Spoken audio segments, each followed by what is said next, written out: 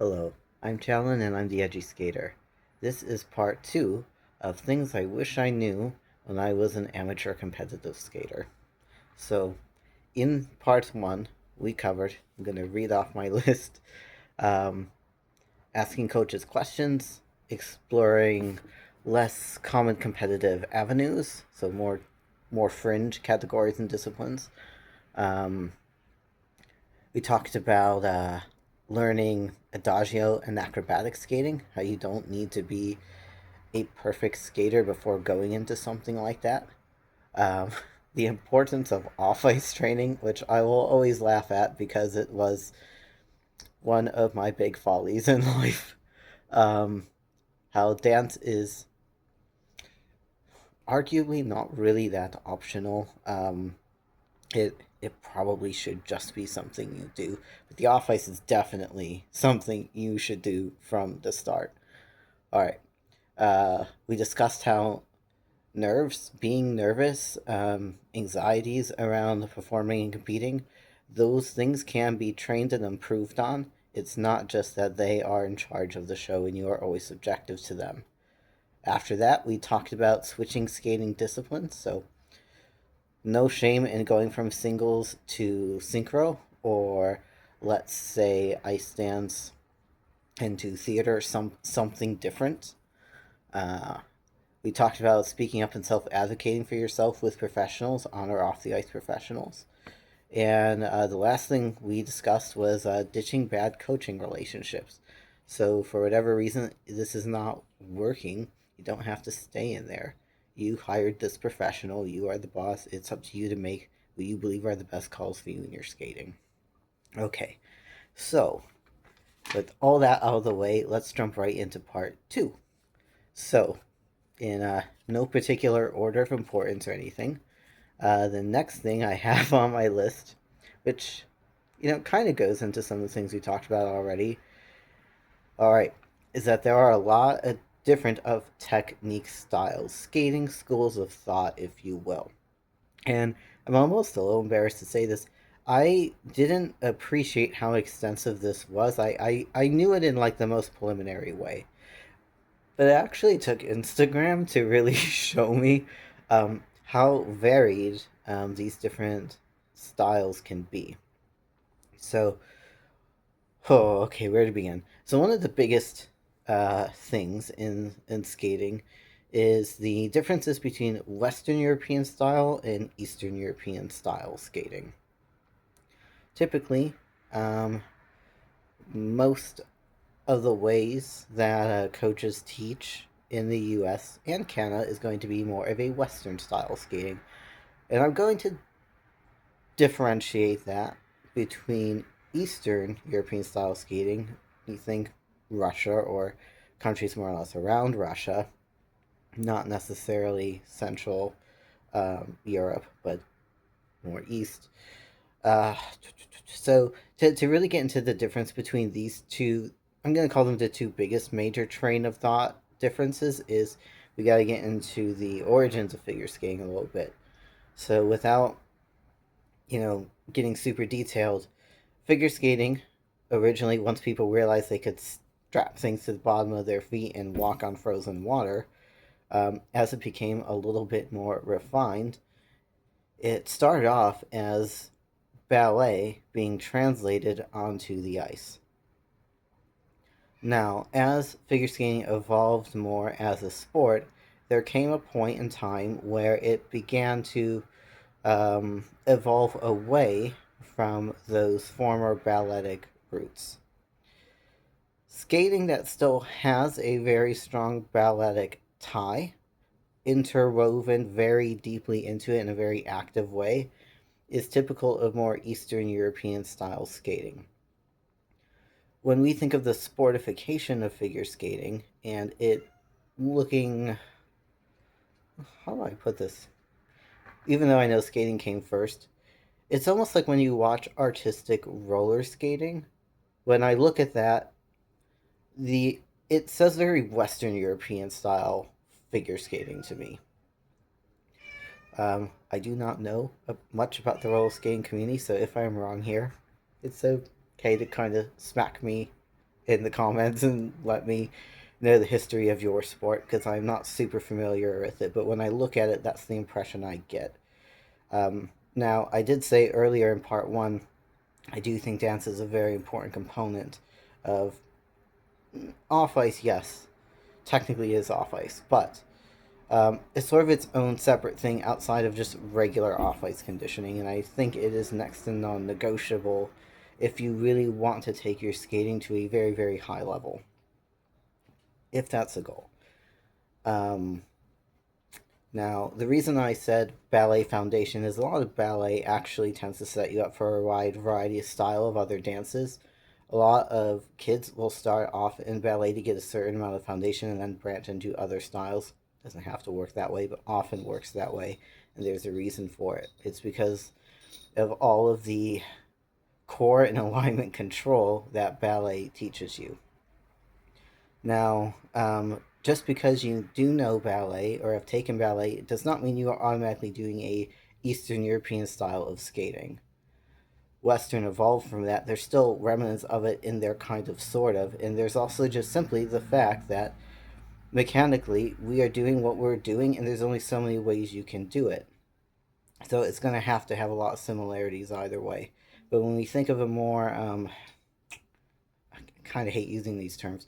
When we think of a more raw athletic style, we're usually thinking more further removed from ballet. And when we think more ethereal, graceful, dancey like skating, not necessarily, but most likely we are talking more Eastern. So those are the two major styles I'm going to talk about right now. But within there is more variety, and I didn't realize that how much more varied it can get until Instagram. Why am I bringing all this up? Let's say you get a coach who is going to fall into one of those two main camps, at the ultimate least. Now, let's say that the way you think, you move, maybe there's things about your body, not just on the comfort level, but maybe even, muscular, skeletal level, that makes one style more conducive for you than another style. This can happen within various styles in Eastern or Western, but as far as the two main camps go, one might be more conducive to you than the other. As a beginning skater, you're not going to know this. As an intermediate skater, you might not even know this. Again, I knew of it in terms of the big camps. I didn't even realize how varied it got until I wasn't even actively skating that much anymore. So you might find a coach and you guys hit it off great. You're very compatible in every way, but their style of skating, this train of thought they come from, might not be the most physically advantageous way for you to get skating. Um, One of the other main ways to look at this is jumps. So right now there's a lot of controversy about quote pure technique, and what some people have just shortened to the Russian idea of jumping. Um, Jumps originally were ways to exit figures, so very specific kinds of very clean, very pure edges. Eventually, jumps kind of evolved into their own thing, but we still had classical school figures, so they still helped inform and train those jumps, takeoffs, and landings. And as we eventually dropped the figures and we got more into trying to add more revolutions to jumps, we eventually had to concede a little bit about how do we modify those takeoffs in a arguably more modern way to get more rotations in the air and to have less wear and tear on the skater's body. Part of this has to do with off ice training. Part of this has to do potentially with modifications to those jump takeoffs, which are not what we would consider clean or pure anymore. And this is where we get into the idea of a certain amount of acceptable pre rotation on the ice. And not that we're exactly aiming for this, but sometimes even a little bit of under rotation on the landing. Um, Depending on how it's easiest for you to learn, what your coach was trained in themselves, and what your goals are, all these things, you might find that the style that your coach learned in and can teach in is not a compatible style for you to continue to learn in. Now, as an adult, one thing I'd say you could do is you could start just making a list of your favorite figure skaters, right? Who do you want to look like? Who inspires you to want to skate? And from there, you can try to find out what their style is, at least broad speaking, and try to narrow it down to skaters that look like them, which might very well be other skaters you like. Then you can try to find a coach who teaches in that method or methods and then narrow it down from there. But as a beginner, you simply have to start somewhere, period. After a few years, again, unless there is something maybe more apparently physiological going on, you can start either going, I've learned the style, I want to stick with it, or I like the style, so I'm sticking with it. Or you can try to branch out into a coach with a very different style, realizing that the learning curve is probably going to be pretty high and not fun to retrain, but you could explore another style and then try to decide what you like better. It kind of depends on how explorative you want to be. And if you have the idea of, I don't want to waste time, I want to get from A to B as fast as possible, or if you're like, oh, I kind of want to explore different things along the way, maybe really hone into what I think is most suitable to me, and then go from there. If you're just all about trying to be quick, you're probably not going to want to experiment with other ways of learning. You're probably going to want to stick with however you began learning, which is fine. Or if that is not working for you and you're stuck on the jump for years and you can't figure out why, maybe a different training style might be worth your time. So I know that's sort of a tricky one. I spent a lot of time on it, and it's not something that a lot of people are going to be able to weed out right away. And you might be in a situation where just, you know, environmentally speaking, you don't have people with a bunch of different styles to try in your area. But these different styles exist, it can make a big learning impact on you. I started off being trained in a very Western European way by a really amazing British ice dancer. And then by the time I had left skating, I had relearned everything, literally everything, from how to literally stand and practically all but step on the ice in a very classical Russian Vaganova ballet informed style of figure skating. So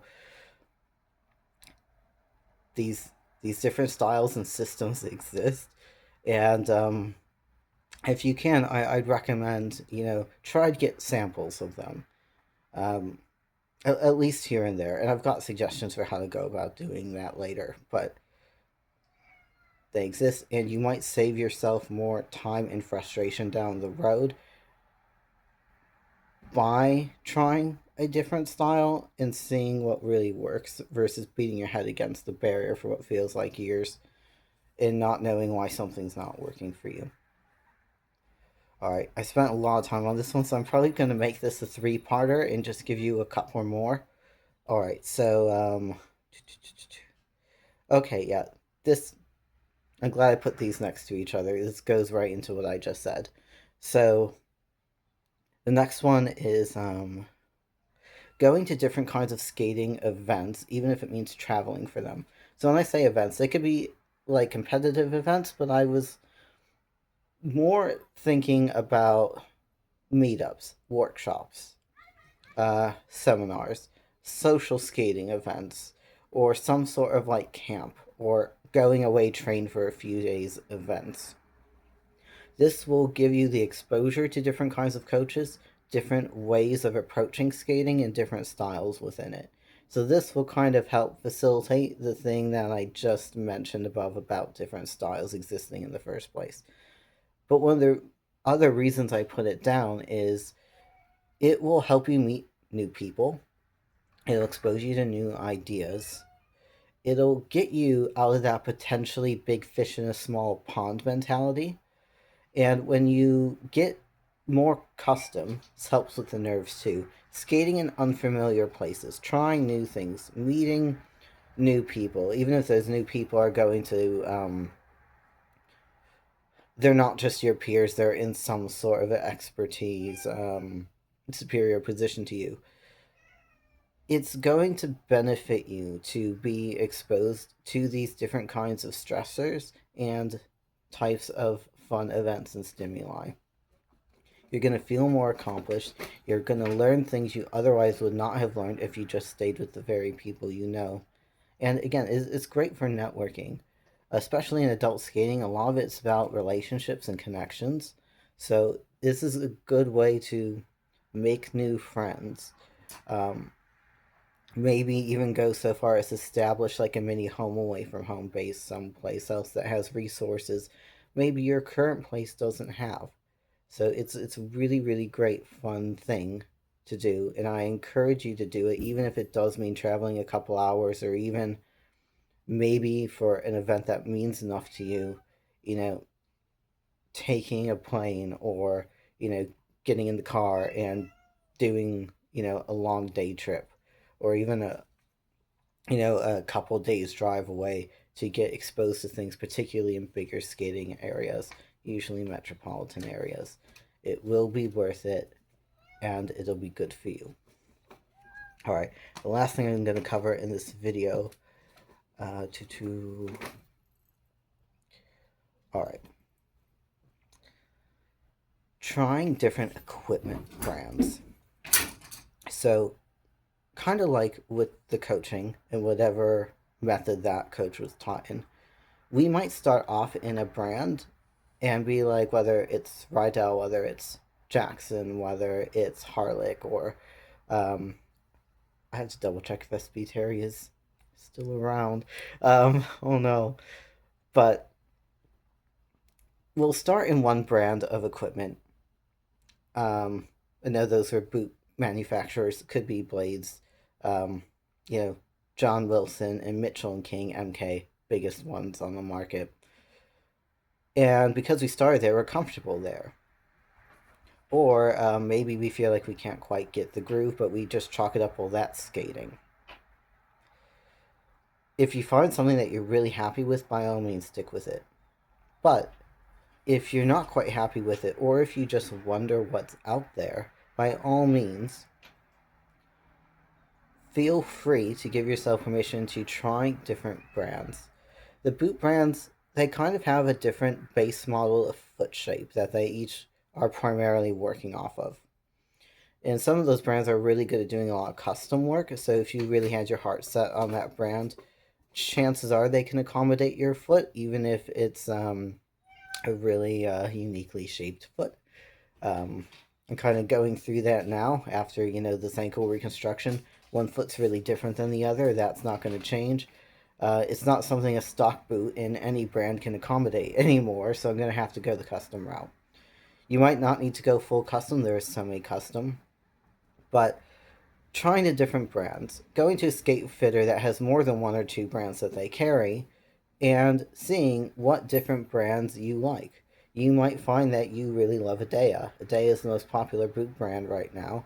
You might find that you absolutely can't stand Adea and you feel like you're going to fall over in it. I couldn't skate in Adea skates even if you paid me $1 million. It's just not my my body resists them for whatever reason. I prefer a more traditionally structured boot. Um, Same for blades. I used yeah, outside of my I think very first pair of blades, I've used MK my entire career, and won't get into the whole story now. I'll save it for another video. But series of events had taken place. I needed to replace my blades. They were hella old. They were way way past needing to be replaced. And events worked out in such a way where I ended up trying the Paramount brand. And I'm old enough that I remember when Paramount first became a thing and was distributing in New York. Like, And I knew the first skater in our club who, tried that blade when a lot of people didn't even know how to sharpen it. It's not an issue anymore, by the way. There's this myth going on that only certain sharpening machines can sharpen Paramount. That's not the case anymore. But in the beginning, it was. You need a special attachment. And yeah, it was. I always been curious about them, but decades later, I finally got my first pair of Paramount blades, and I really, really like them. Don't know, I do know, but part of me doesn't know why I took so long to try that different manufacturer. So, if you want to be experimental, do it. The only thing I will warn you against is chasing trends for the sake of it. The skaters on TV are sponsored. So, whatever boot and blade they're wearing, sometimes it's not about preference. It's simply that I have a sponsorship with this company, so I have to wear their equipment. Some of them train in different equipment than they compete in, but they're under contract to compete in it. That's all I'm going to say on that. So, I'm not going to say chase trends just because your favorite skater is wearing something different or something that maybe you want to try, but try to make informed based on your levels, based on the sensations you like, and body control informed decisions to determine what kind of equipment is best for you. In a previous video, I had mentioned that adults might, the boot levels might jump around a bit. It might not be a linear progression working up to higher models. Adults sometimes need a higher model boot than their skill level. Blades, I argue there is no reason to jump around on blade levels. It's not necessary. If you do jump around and you're not at enough of a proficient skating level to handle it, then you've simply spent money you probably didn't exactly need to. And it's like getting a Ferrari when you could have just learned to drive in like a Honda or a Chevy first. Yeah, you can learn how to drive that Ferrari. There's probably a lot of nuances about that Ferrari you're not going to be able to even unlock or tap into or realize are there until you are Ferrari level driver. It's not that it's going to hurt your skating to go up in blade, it's just extra expense, and you're just probably not going to be able to utilize what that blade has to offer if you're not level appropriate. It's not going to do damage.